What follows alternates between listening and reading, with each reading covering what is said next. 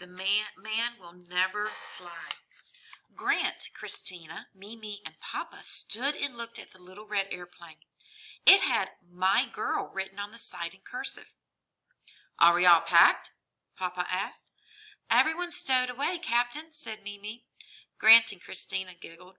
Their grandfather had only recently gotten his pilot's license and was flying them to North Carolina for the big 100th anniversary of the first flight celebration.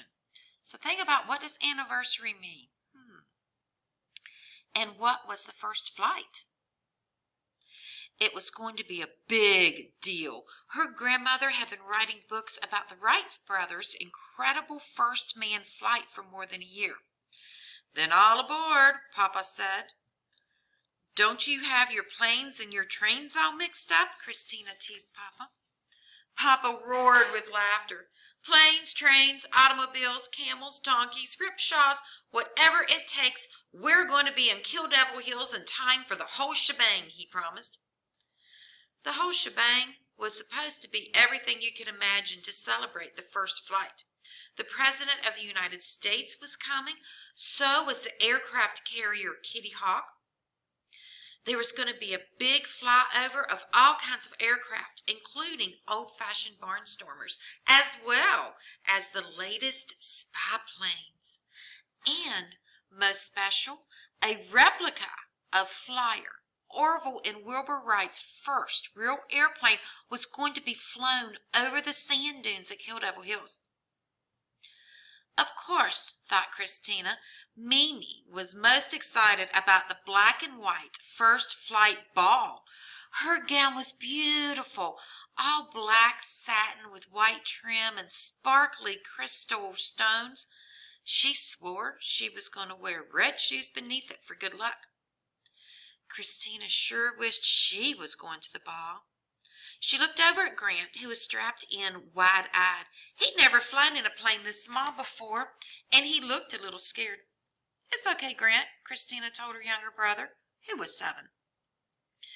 Christina was 9 and liked to think she had seen it all, although she knew she had not. However, she had seen a lot, since she and her brother had often gallivanted across the United States with their grandparents. Wonder what gallivanted means. Think about it. Mimi wrote mystery books for kids and often included her grandchildren, their friends, and members of her Carole Marsh Mysteries fan club in the books. They had been a lot of cool places, always having fun and almost always getting in trouble before it was over with. Of course, Mimi usually put all that in the book, so it was okay. She called it research. Grant and Christina called it getting out of school with a neat excuse. On this trip to the Outer Banks of North Carolina, they were going to meet up with their Tar Heel cousins Alex and Griffin. Alex, short for Alexis, was almost 13, and Griffin was 10. They were a lot of fun to be around. Christina was envious that they got to live at the beach year-round. They always had tans and wind-blown hair.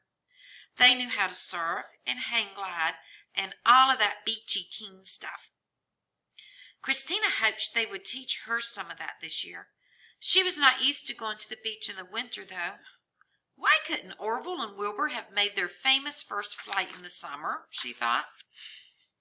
Suddenly, Papa revved the engines, and the shiny propellers began to spin. The Halloween orange windsock at Falcon Field seemed to satisfy Papa that it was all systems go. Christina thought her grandfather would have made a great astronaut. When she told him that, he said, "I might yet, kiddo." They waved goodbye to their family, Mom, Dad, Uncle Michael, Aunt Cassidy, and their shiny pink new baby girl, Avery Elizabeth.